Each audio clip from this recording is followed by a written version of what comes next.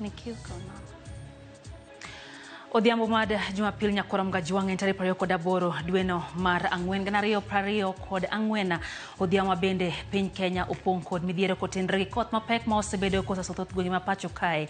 Jofwambo marwa nogo tach nyakora mga juang thoth gwenge ma pacho kae kendo keto wang'gi mar keto ing'eyo kotenre gi mago mosebedo katimore gwenge wa ahinya to gwenge ma Kaluo ka bende tiero ganda mosewito ngimagi. Kethruok mar mwandu bende oseneno ka wuodhe ma pacho ka bende osebedo kod rochruok kamano timore nyakora mga kina bende koro penjo medo bedo mathoth ka bende ntiere jotelo madipone nindo e tich nyakora mga juang to jotelo go mano yier kama ne twak madhi bedo e chenro mar twak maratil kama wendo kama oting'o Michael Ogola ma anjalo nyeweche mag dongruok kachiel gi Dr. Martin Matunga man jalo nyeweche go mag kompyuta duto gidhi go mbaka gi George Bati kotenre gi ng'eyo kadiponi ntiere jotelo maninde tije kina medo gana jo Kenya kora mga juang nitiere kod midhiero mar oula e thoth gwenge ma thur kae. To mokwongo wachao gi weche manyien ka magi e thuond weche.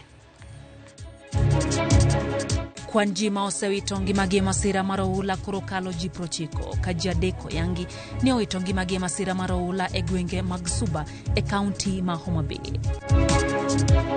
Niko hapa tuna mtoto wangu na mamangu na ndugu yangu. Si wote tumeathirika, tuna dipali pa kukaa.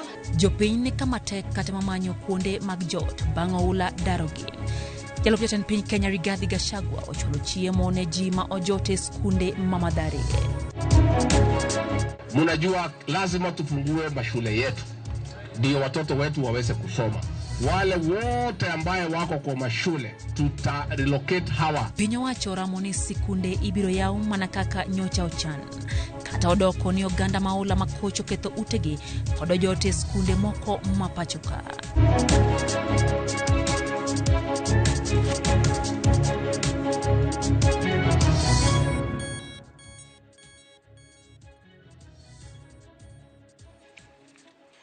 Machiegni nyakora mga juang jaloko maro en Wilson Ochuka oroko pachie chendo ni maratil wago kodi mbaka nyiswa ni intiere gwenge ma ikino chendo maratil ka bende nyalo nyiswa wago mbaka kotende kod midhiero mantiere gwenge opogore ang'ini thoth gi wenge wa ok nyal mako kaka jofwambo dwaer mondo mi wang'e chal mar weche kumora mora ma intiere machiegni main ratil nyinga Lydia Okeyo. Jadeko yange ni oulo negi kaunti ma Homa Bay ka ng'ata chielo resi kaluwore gi koth mapek ma ochwe alwora no odiochieng' ma kawuono. Familia ma kwan gi oingo 200 e boma Masindo bende koro dong' ma onge kuonde mag dak bang' oula muomore utegi kaka ilero gi jafwambo marwa e kaunti ma Homa Bay Halia Beach.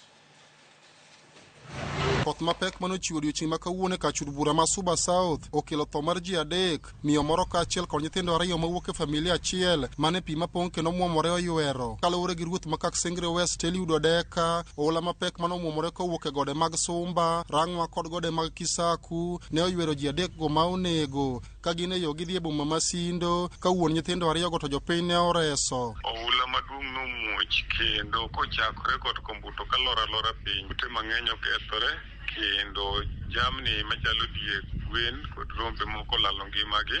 Household mang'eny obedo affected kaluwore gi oula modonjo e ot. Thuolo ne nitie jaduong' manowuok kod nyithinde kalor Sindo. Jaduong' ni okony kaluwore kaka oula ne dwa tere to pod ngimane ok ni maber ahinya. Nyithindi 2 mawuoyi ma jahigni 8 kod nyako manyalo bedo jahigni 5 maluwe to lalo ngimagi. Thuolo no bende achiel kod miyo mane ben lor ma bende agot kombuto. Miyo ni bende oula odhi moyweyo ma be embo osekwany ringre ne. Kore Kaksengre West location walalo ji 3. Ringre ji 3 go ne oseyudi. Oula mapek no bende nonjawo marach mokalo boma Masindo kama ute mag dak moingo 100 kod mag ohala ne pi oywero kendo weyo familia moingo 200 dong' mago kama ginyalo chwe wigi. Jamni bura kama oting'o dhok, diek kod rombe kaachiel kod gwen bende oula no oywero nyaka nam Lolwe. Bende yore mag wuoth ne orochore kuom seche buora e apaya mawuok Mbita kochimo Homa Bay machiegni gi Lwanda bang' aora Lambwe pong' moyie choko kendo dino apaya no. Jowuoth miche gi miche kaachiel kod nyamburko bura ne odiwo e apaya no mane oula muomo kendo ok nyal kalore. Jaod bura ma Suba North Millie Odhiambo ne okwayo jopiny ma sani koro wuok kuonde ma oula sani koro kele pek mondo yie obed motang' e kuonde go. Wago pole ahinya ne jogo mowito ngimagi koth mosechwe mang'eny omiyo ji owito ngimagi mang'eny kaka sani Lambwe manie gweng'wa kani be sani nopong' makatoland ka gi jo sirikal ni mondo ji otang' kik ji kadhi mtoka kik kadhi dhano be kik cross nikech ng'ato nyalo paro ni en kamoro mathany to kare pi oseywero kata mana bridge. Wakwayo sirikal gi jok machalo kaka Red Cross mondo donjie mondo okony kuon machalo kaka Lambwe ma wang'iyo gi flooding hinyoga ji mang'eny. Kama kuom jotelo to seyo piny owacho kuom rembedo gi chenro ma ong'ith mar rakruok kod midhiero ma ikelo kod oula masani koro chendo e pacho ka. It is evident enough that actually we have emergency departments in Kenya that do not understand what it means emergency. So we call upon the government to move with speed. Na tunashangaa mbona serikali wakati matangazo kama haya yanafanyika hawajitayarishi, wakijua kweli wameisha tuambia yanakuja na yatakuwa mabaya, wajipange. Basi dakika ya mwisho ndo nasikia wametenga pesa fulani ya kufanya shughuli ya kusaidia wale ambaye wameumia kutoka kwa hii mvua. Lakini tena El Nino iliyopita serikali ilitenga pesa na El Nino ikapita haikuja. Hiyo pesa ilienda wapi? Alia Beach, Ramogi TV, Homa Bay. Kwan ji ma osetho e masira mag oula e pacho Kenya kanyo cha koth chak chwe omedre kendo chopo 93 ma bang' yangore ni ji mamoko 9 owito ngimagi e gwenge mopogore opogore. Kaunti ma Homa Bay achiel kuom mago ma ji otho e ka oula bende okelo ng'ikruok e chenro mag wuoth kaka lap mandeke ma JKA, nderni kod kuonde mamoko ma jopiny tiyo godo. En koth mapek masani osaso thoth gwenge kod bombe ma pacho ka. Koth ma osekelo tho mar oganda manyaka sani kwan gi ohewo 91 ka menyo dhi nyime ne ringre mag ji mamoko ma dibed ni oula kata auche oseywayo. E moko kuom ripode matinende, jago moro ma jahigni 27 nyopi oula oywero e kinde manong'ado aora Mathiba ka oya e boma ma Ngurubani ka odhi e gweng' mag Akungu e sub-county ma Mwea West e kaunti ma Kirinyaga. E kaunti ma Kajiado, miyo moro ma jahigni 68 kwany ringre bang' oula mapek noywere e aora ma Mararoi odhiambo manyoro. Ringre no chwali e kar kano ringre jomotho maloi tok. E kaunti ma Machakos, jago moro moyangi kaka Paul Muthiani ma jahigni 40 ne oulo ywere kinde manotemo ng'ado lalo moro e aora ma Kimutwa kanyaka sani pok oyud ringre ka obila kod riwruok mar Kenya Red Cross dhi mbele gi manyo ringre mare. Matimore ka ringre machielo gole i pi bang' masira mar lori manyocha onimo gi ji e aora ma Musui. Kwan ji duto ma koro oseyangi ni otho e masirano ochopo ji 10. E kaunti ma Narok, rawera moro ma jahigni 18 ne oulo ywere kinde manori kochoko yien moko gi ngaura ma Enkari kanyaka sani pok oyud ringre. Oganda e kaunti ma Baringe kar chung' od bura ma Tiaty East ywago lal bang' jamni mathoth oula ywero bang' yewni ma gwengego pong' mamuomo kaluwore gi koth mapek no. Koth no bende osekelo kethruok mar mwandu koda peini ka apaya ma Nyakang'undo kadhi Nairobi okwero oganda mondo mi kik ti godo bang' okak barore e ulalo ma Joska mantiere apaya no kaluwore gi pi aora ma Athi ma osebedo ka muomo kendo olore e ulalo no. Gino makoro kelo luoro ni olalo no kidek mukore. Oula mapek no ywero lalo ma Kijabe matudo bomano gi apaya ma Mai Mahiu kendo rocho chenro mag wuoth e kind apaya ma Gichengo, Kijabe kod apaya ma Mai Mahiu. Jodak makono kwa piny owacho mondo mi okonye gero lalo manyien e kinde ma skuni ma pacho ka igeno yao juma manyien. Jana kama mwendo wa 1:30 ndiye tulipata ajali kusemekana ya kwamba maji imetokea huko milimani, imeingia manyumba zetu, maji imekuja na full force. Sasa manyumba zetu zote zimejaa maji. Tunaomba Mungu, kuna wakati tulipoteza kijana. Hatutaki kupoteza mwingine, Mungu atusaidie. Imechafua barabara kabisa na ndio inasaidia ka Kijabe Hospital sababu imeunganisha the main road to Kijabe Hospital. Kwa hivyo tuomba msaada. Ilianzia kutoka saa 4 mpaka jioni saa 11. Sasa ndio ilifanya njia yote mpaka imepasuka. Na huku chini yote kumeenda. Na huku Gurumo zote zimeteremka. Hiyo maji ikitoka inakuja ikiwa na jiwe. Sasa imekuja imeripukia kwa hii milima. Hii milima inaitwa Ranges za Kijabe. Kwa hivyo wakati imeripuka kama mnaviona, maji imetoka, ikatoka maji nyingi sana, ikakuja ikabeba kila kitu hapa, mawe, miti. Sasa imedisplace hao watu wote wa Kijabe Old Town. e kar chung'od bura Mandaragwa e kaunti ma Nyandarua. Apeni okethore kendo okadhre ka chenro mag wuoth e apaya maya Gwakungu kadhi pesi e gwenge ma Nanyuki no okethore kendo nochuno jowuoth manyo yore mamoko. Wakati sasa tunabeba abiria kama hawa, wakati kumenyesha itabidi tuwalipishe pesa za juu ili tuweze at least kupata kitu. Jambo lingine ni ya kuwa abiria wanakosa kutokea kwa sababu hatuwezi pitia kwa barabara ikiwa hivi. So wakaaji wenye wako pesi, kama kuna abiria anataka kutoka juu hawawezi toka. Kama kuna abiria yuko kwa Kongo na anafaa kuteremka hawezi teremshwa. Sasa sisi tunaomba serikali iliyo tuchagua, either ni ya county ama ni serikali kubwa, ituangalilie hii barabara ndio waweze kupoteza hii maji. Hakuna hata nani anaweza enda hata kurudi kwa shule, hatuwezi jua watoto watarudi shule namna gani. Kwa hivyo sasa tunaomba serikali iangalie na macho yote mbili. Kutoka Mheshimiwa Ruto na Bwana Badilisha waangalie hii barabara. Koth mapek no bende okelo midhiero ne paw ndeke ma Jomo Kenyatta International Airport ma koro chuno bad migao matayo pewe mag ndeke KAA timo lokruoge moko e kuonde donjo kata wuok e paw ndeke no. Midhiero mar pong' mar paw ndeke no nyo neno Otieno Manyoro kendo nyomiyo piyo momonyake tado mag apise mag paw ndeke no. Moko kuom ndeke nyo geng' mondo mi oti kod paw ndege ma Mombasa ka jowuoth mamoko nyo bedo gi kinde matek mar chopo e wuodhegi. Midhiero pod ong'ong'o wang'e ne jodak ma Mathare kod kuonde dak mamoko ma koth ma kod oula osedare jopiny. Kar dak ma Mathare, jalo jatend piny Kenya Rigathi Gachagua notimo limbe mar chiwo sir ne jogo ma ojote skunde. Kata kamano, Gachagua nyiso ji ma odak e skunde go mondo mi odar odhi kuonde ma sirkal otengo kendo chiw thuolo ne yepo mar skunde. Jafo mar Walter Nyambaga notimo limbe Mathare kendo miyo ripodno e yo machal kod ma. E joma ariyo mar koth mapek mosekelo oula monyuolo lal kod achiedh nade ne jodak ma Nairobi. Lal moweyo koganda moko jot kuonde kaka sikunde, osiptende kod kuonde mag ji giwegi mabet oting'ore gi malo kaka primary mar Valley Bridge maidore kar jot ma Mathare. E kar tiegruok ma Valley Bridge Primary kama oganda ne nie kod dwaro mar kony ka jalup jatend piny Rigathi Gachagua chope kod kony mag chiemo, matres, michele, mor tedo e kind gik mamoko.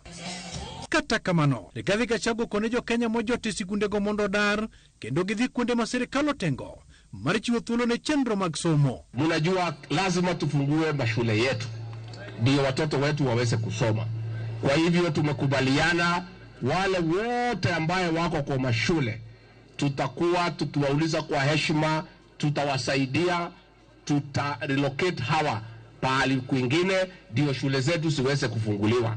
Gachagua okoni sirkal otengo bilion 1 mar keyo chiemo ne jok ma oula odaro ka ojiwo jopiny mondo tang' kod oulago. Tumepanga 1 billion shillings ya kununua chakula zaidi ya watu ya ASAL.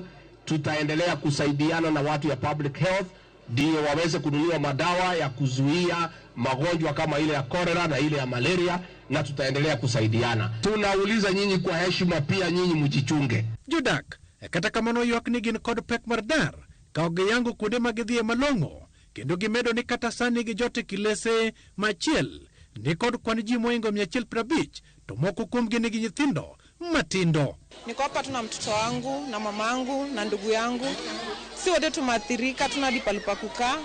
Mtoto wangu ako tuna mwezi 2, nguo zake zote zilienda, tuna chochote, naomba tu usaidizi, mtusaidie. Ei Mathare, koleso yengo manyocho wetu ji abiriyo pod kwayo mana kony. Kulero ni chune mondo ti kod pesa maromo siling 3,000 eka konye manyo ringe nyonde ariyo kuma abiriyo manyocho lal kod oula mapekno mowe kende ka ofayo mana lwete. Nyaka sani aseyudo ng'ata achiel Austin ema aseyudo but pod amanyo Kelly gi Tash sofa pok ayudo kony moro amora kata kowuok kuom sirkal nikech pod anana kenda awuotha kenda kaka inenani. Sofa sijapata usaidizi wowote cause natumia pesa. Kila siku natumia pesa almost 3,000 kulipa hao wenye wanaenda search. Akinyi Adhiambo miyo manyocha wuode otwanya ula makoch kendo moke wiot kuom seche mainga bich wacho ni nyathine no sani bwogore abwoga ka koth chwe to kendo ka winjo koko to chunye bedo ma onge kod kwe. Nyithinda ginoko kanyo gitugo moro to koro lokre le mane piyo dhigo modhi oliere wi yath mokendo we yadhni makendo dhi modhi opo mana ko obete wall mar skundni kanyo mano ninde nyaka saa 5 okinyi ka piyo rumo kochakre saa 7 nyaka saa 5 okinyi kore kwa gole kanyo nyathi koro lokra loka, yani dende koro jony kabisa. Kiwuoyo kode to chala jane koro okni arokna. Yani oparo kaka ne gino timo wagotieno. Orokni arokna kata chiemo en ok ochiem ka. Midhiero mar oula no bende okelo lal mathoth kar dak machoka, Utawala, Njiru, Kaute kod Apaya. Oula no ywero kamoko kuomgi bende yogo mwandu mag pith to kod ohala. Nilikuwa na mkulima, nilikuwa na kuku kama 70. Zote zimeaga, zimekufa, na hizo ndo zilikuwa faida yangu. Nilikuwa nafanya ukulima, zinaniletea pesa, mayai nauza, naendea shule, najilipia school fees. Na sasa hizi zimekufa zote, nashindwa hata hiyo pesa ya shuleni ndapata wapi. Naona kama hizi zote zimekufa. Hizi ni zenye tu nilijaribu kuona kama naweza ziona. Zingine zote zilienda na maji zikakufa. Mbuzi zote zimeenda. Hata imeharibu pale shamba, na nilikuwa nimepanda sukuma yangu kidogo ya kukula karibu. Walter Nyambaga, Ramogi TV. Pong mar pi haurayala ma okelo ule gwenge magota gulo keto jopingi kibaji kod luoro ni nyalo monje girao. Pong mar haurayala okel gi koth mapek kod bedo ne lai mar pigno ma odonjo god nam Lolwe bende sani odinore. Giwacho ni jatend piny Kenya William Ruto manolimo Siaya dwe mar 10 higa mokalo nosingo tiko gedo mar olalo madhogoe thuolo ma dweche 18 to mano pok otimore nyaka sani. Bende gin kod luoro ewi kaka nyithindgi biro ng'ado lalo no e kinde ma skunde idhi yaw juma mabiro.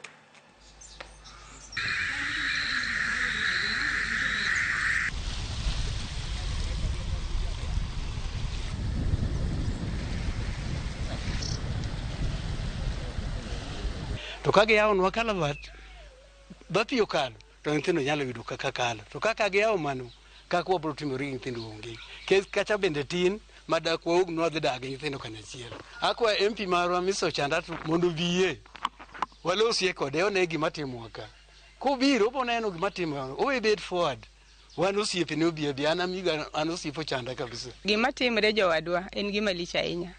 Wasebedo ka wayuak dhogo isani ok kalre. President nene ichiko maber kabisa ni ikelonwa bridge, flyover bridge iloso within 18 months. Ilose at a very low pace, setting out osetim to yo mitimego waneno kitime mos wamedo mna chandre. Ng'eny udi moko bende osepodho piny mana nikech wach mar pigno. Koro President parwaye ni wacho maber kendo ni warwaki maber. Kwa mga jong mane chal gwenge ma pacho kae kotendre kod koth mapek mar oula mosebedo kachwe pacho kae medo koganda obeda kicha kuonde ma untiere kata jok ma wuothe apini beda kicha kachiel gi jok modak kuonde ma bende oula nyalo muomo chak chon mondo mi odar nikech jogo ma bende goyo tarubine kolwasi medo wacho ni ntiere medruok mar kodh e kinde mabiro. Otenge mago mag oula wadhi gi mago mag siasa nyakoro mga jong. Tend duond bura mar ODM e kaunti ma Kajiado wacho ni duond bura no ok bibago yiero mar jotend kor gwenge mag ODM e kaunti no to gibiro mana bedo kod winjruok kendo yiero jotelo e kindgi giwegi. Gavana ma Kajiado Joseph Ole Lenku wacho ni chenro mare yiero yiero go no chan bagi wuok tich to kata kamano jokanye duond bura no yiere mar yiero jotelo go kokalo e winjruok ma onge yiero e yor mombolo. Kama wana ODM Kajiado chapter tumepangana vilivyo kuhakikisha kwamba uchaguzi wetu inafanyika kwa njia ya kisheria na njia pia ya kuleta haki kwa wana ODM. Tumekubaliana kulingana na katiba yetu ya ODM inaruhusu badala twende kwa debe tusemezane, tuelewane, inaitwa kwa kimombo consensus. Sisi ni watu tunaopenda amani, sisi ni watu tunapenda haki, na chama chetu ni chama ya taifa na jukumu letu ni kuboresha chama yetu kuhakikisha kwamba inaendelea kuimarika.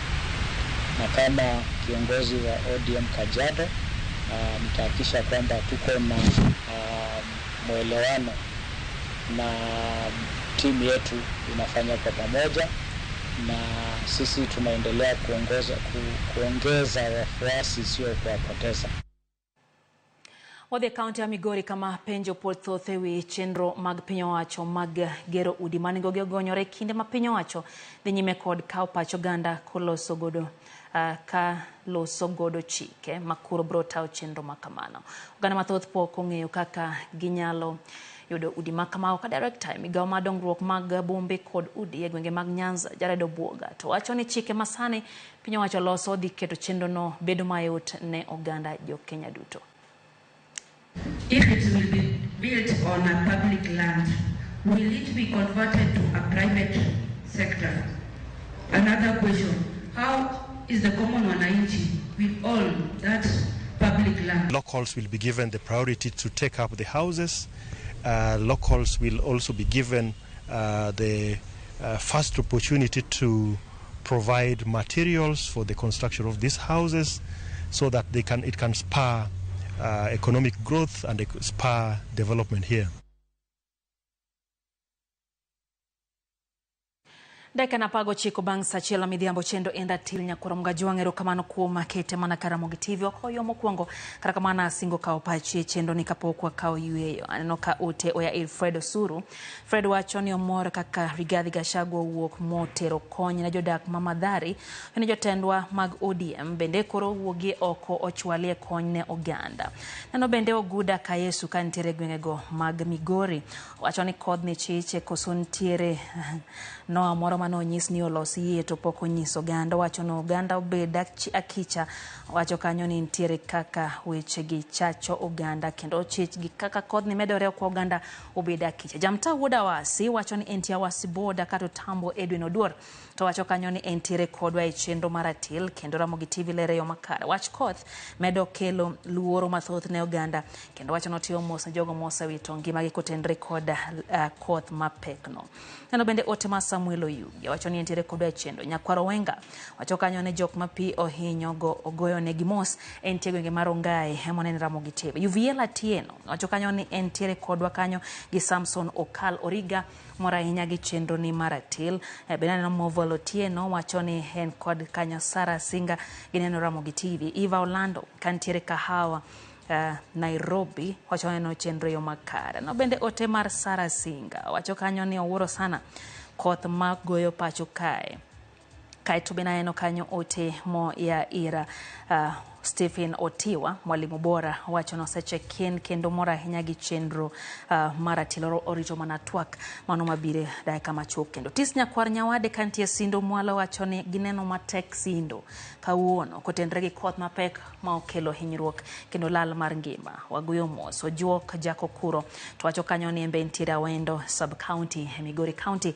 omora hinya gi chenro. No bende Nyakwar Wenga somo ote ni kanyo kaito bende neno ote mor gi Monica Monica wacho kanyo ni entiere kodwa e chenro mora hinya karakamano wacho ni koth olokore masira kendo koro oneko otherwise wacho ni entie locked nyaka giko. Goyo mos jogo mowito ngimagi gi jogo mowito mwandu. Wayo matin ma en ratil ikidhi mabor waduogo banda kama chuok.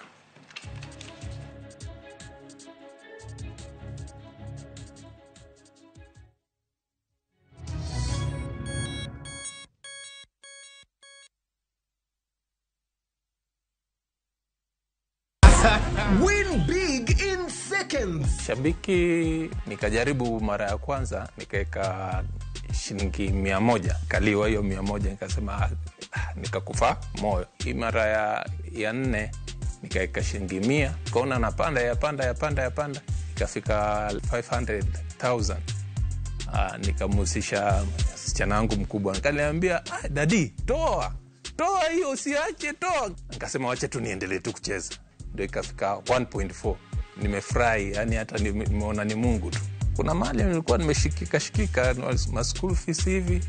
Alafu na mjengo wangu kidogo ambao nilikuwa nimeanza. Avieta ni iko sawa kabisa.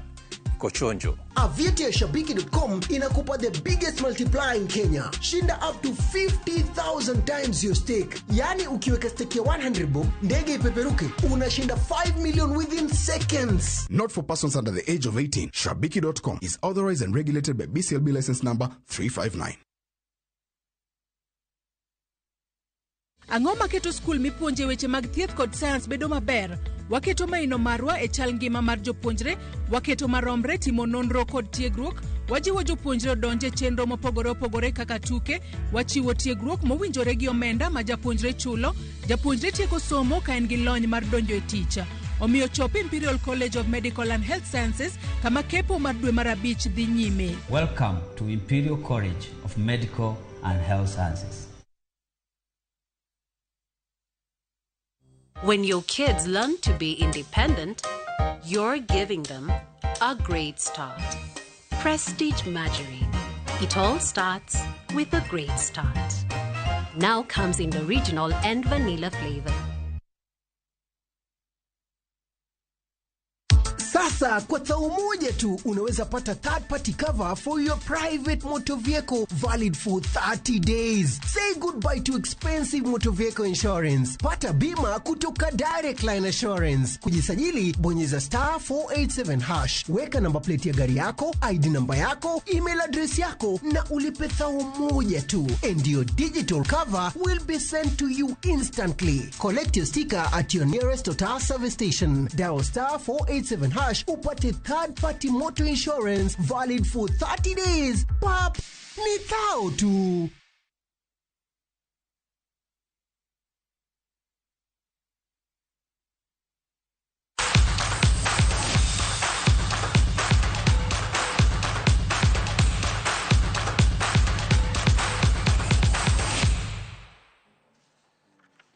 Machiegni kendo nyakoro mgajonge chendo maratilero kamano kuom medo kete mana kaira mogi TV wadhi mbele gi mago mag tuke. Club mar Ulinzi Starlets no kwanyo points duto adeke kingi gi club mar Zitex Sparks e tuke magadhula League maduong' mar Wakeini pacho ka bang' loyo Sparks goal 1-0.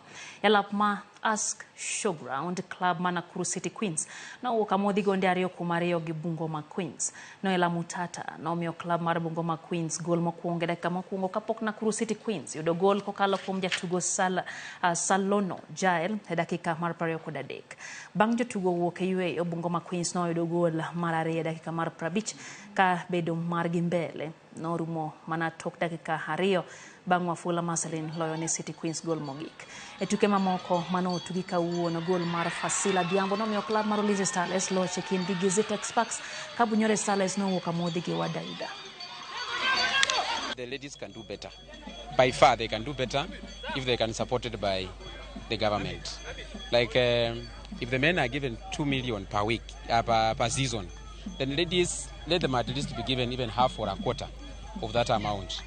And we are going to have better results. Siwezi sema tuko relegation zone kwa sababu mwenye ako nyuma yetu tumemwacha na points 3 na alipigwa jana. Although ako na 2 games in hand mbele yetu. So bado tuko na kazi ya kufanya. Club mar Arsenal no club mar Tottenham gonde adek kuom ariyo tuke adhula League maduong' mar piny Ingresa.